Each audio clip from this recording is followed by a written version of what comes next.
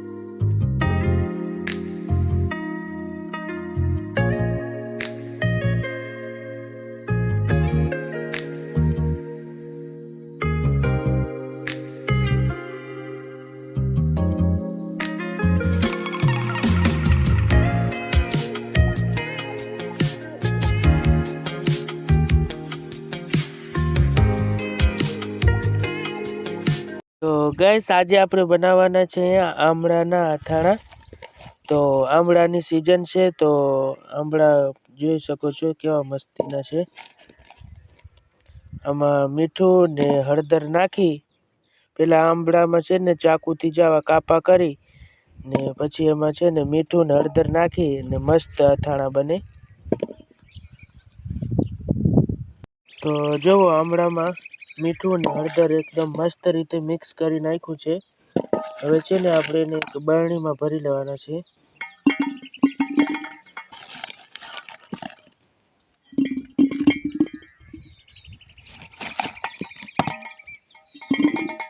ને આ આમળાને એક દિવસ સુધી એમને રાખી દેવાના છે। પછી એમાં છે ને એક દિવસ પછી આમાં પાણી ઉમેરવાનું છે ઉપરથી। તો તમે જોઈ શકો છો મસ્ત એકદમ। હવે આને ઢાંકી ને રાખી દેવાના છે।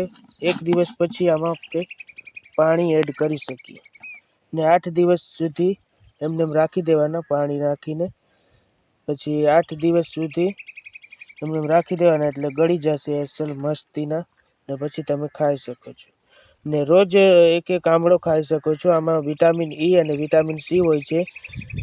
જે લોકોને આંખોના નંબર હોય અથવા તો ઓછું દેખાતું હોય તે માટે લાભદાયક છે। તો આમળાની સિઝન છે ને તમે પણ બનાવો ને જરૂરથી ટ્રાય કરજો।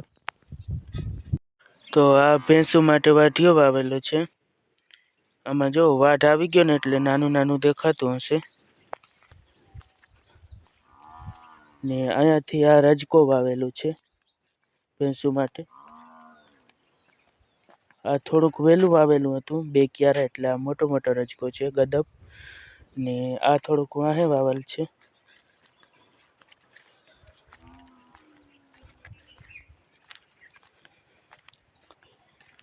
ને ધાણા તો આપણે બતાવ્યા હતા।